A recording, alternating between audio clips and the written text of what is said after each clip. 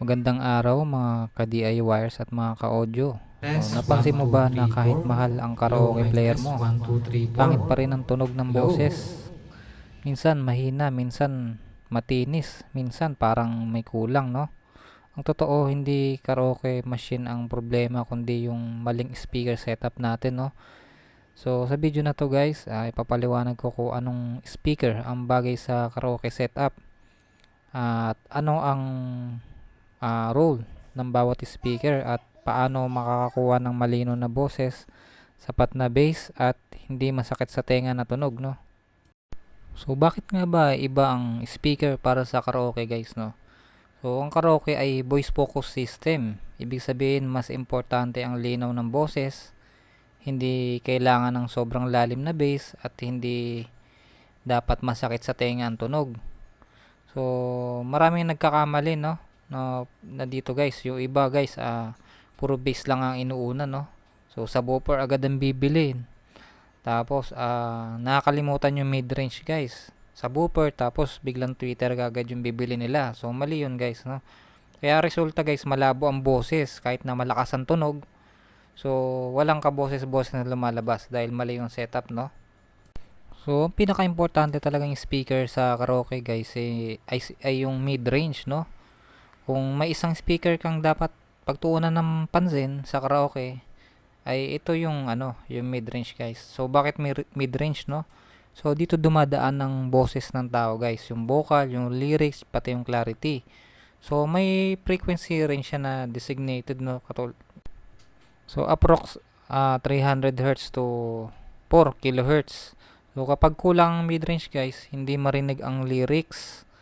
Parang may takip ang tunog, no? Parang ano siya, ngongo at mabassy.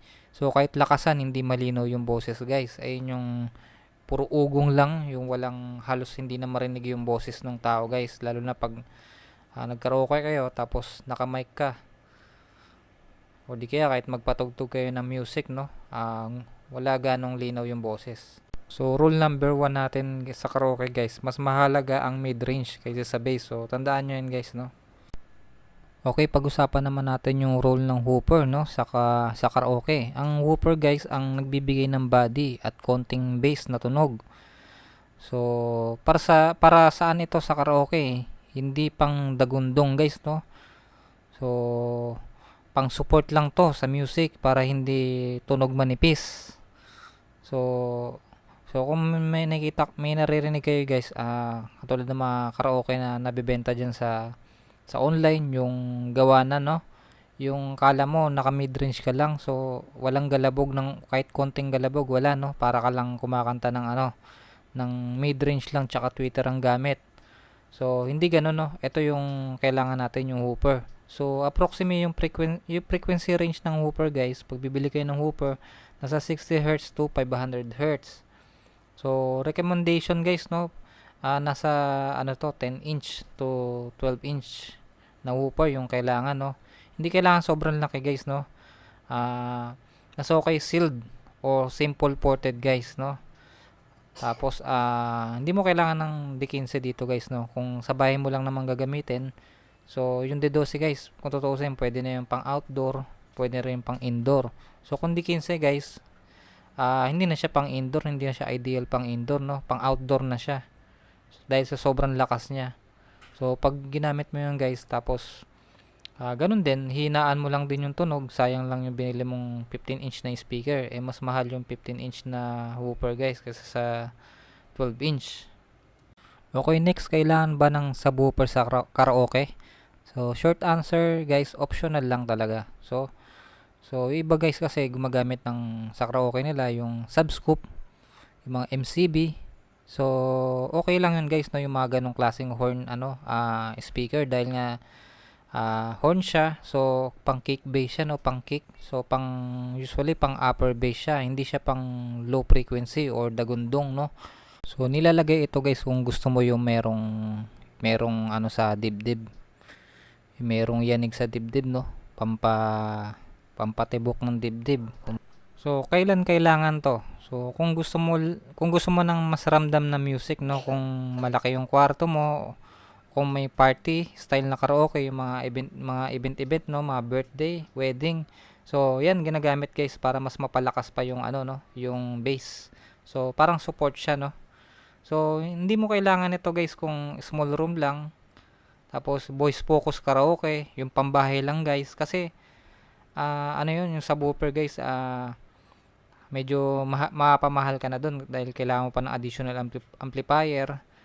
Tapos hindi naman siya talaga kailangan sa bahay guys kasi pang outdoor nga siya. Pag nilagyan mo ng subwoofer, so sobrang lakas niya. So hindi mo magugustuhan dahil kung nasa loob ka ng bahay tapos ganun kalakas yung papatugtugin mo, mabibingi lahat ng mga nakikinig no.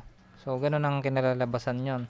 So maraming karaoke setup ang walang subwoofer pero mas malinaw ang boses dahil tama ang mid-range at woofer no. Tweeter para sa linaw at hindi lakas guys no. So ito na yung pinakakailangan no. Halos lahat ng mga setup nilalagyan natin ng tweeter. So ang tweeter nagbibigay ng linaw at detalye. So role nito sa karaoke para hindi muffled ang tunog, para malinaw ang constant ng boses. So babala guys, wag sobra ang tweeter no. Masakit sa tenga kapag mali ang crossover, madaling masira kapag walang protection. So tweeter guys, clarity hindi volume no. So yung tweeter guys nilalagyan ng capacitor yan, mga nasa 3.3 microfarad yung nilalagyan ng capacitor. So halos alam na ng lahat to guys. So kalansing siya guys. So importante talaga siya sa karaoke guys, hindi dapat mawala to. Okay, dito naman tayo sa ideal na combination para sa karaoke guys. So ito na guys yung pinakahintay natin no. So una guys yung basic home karaoke setup, yung woofer lang tsaka tweeter. So mas okay guys kung may built-in crossover no. Kung wala naman guys, maglalagay tayo ng capacitor doon sa tweeter na at least 3.3 UF or microfarad no. Tapos sa woofer wala tayong lalagay na capacitor diyan. So dapat amplifier natin yung sakto lang guys no, yung kung ano yung kaya ng speaker natin. So itong sample natin guys yung Tosunra, yan. Woofer siya guys no, wag sa woofer. May kick siya ng bass, tapos may boses na siya ng konti, tapos tweeter. So dalawa lang guys no. Yan lang, dalawa na yung guys, ay sapat na talaga. Makakanta ka na maayos at malinaw na yung tunog niya. Dahil yung woofer, meron na rin siyang boses dito sa specs na to. Kung makikita nyo, up to 2.8 kHz yung frequency niya. So complete frequency na agad siya guys. So pangalawang setup guys, yung woofer plus mid-range plus tweeter. So ito yung pinaka-recommend sa lahat guys, lalo na sa pambahay guys. Dahil ito guys, kompleto na yung tunog no. Kita nyo, yung amplifier na gamit ko guys dyan, D10, may crossover na siya na kasama. So nakaiwalay na yung pang tweeter nya saka pang speaker. So ito guys yung woofer no. Yan, yung Tosunra, tas Broadway 4-inch tsaka 3-inch na ano, Broadway titanium. So kompleto na yung boses nyan guys no. Kaya testing natin yung sa mic, paparinig ko sa inyo kung gaano kaganda yung boses. Hello, hello, mic test. Hello, mic test. Hello, hello, mic test. Hello, mic test. Hello, hello.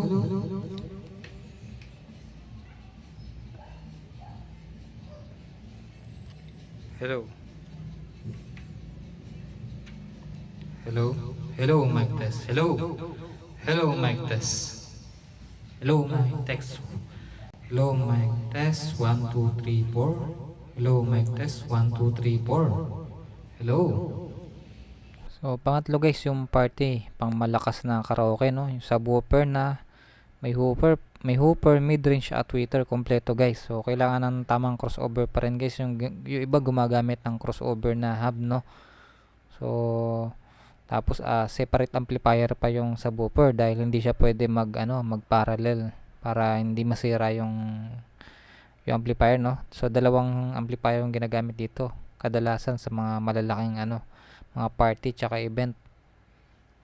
So dito yung kadalasang ginagamit yung mga MCB, subscope, mga W box, yung mga or ibang horn type na subwoofer, speaker box na design.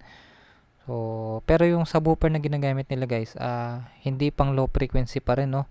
Yung malakas na wattage na pang mid bass. kung tawagin. Yung mga double magnet na katulad ng Broadway, mga live tsunami, tapos yung mga pati yung mga crown jackhammer. So yung mga sikat na pang mga horn type na speaker box, no, kang pang kick bass.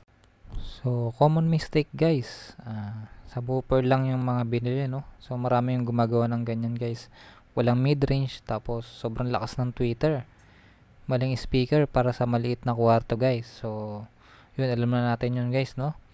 So wag tayo bibili ng subwoofer na low frequency kung karaoke yung gagamitin natin.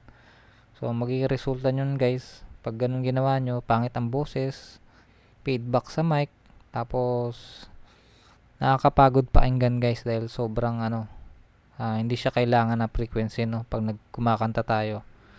Pangit yung tunog, madagundong at mayanig. So kung bibili ka guys, lagi natin tatandaan, unahin ang mid-range quality or boses, quality ng boses. Piliin ang tamang size, hindi pinakamalaki. Check ang sensitivity, mas mataas.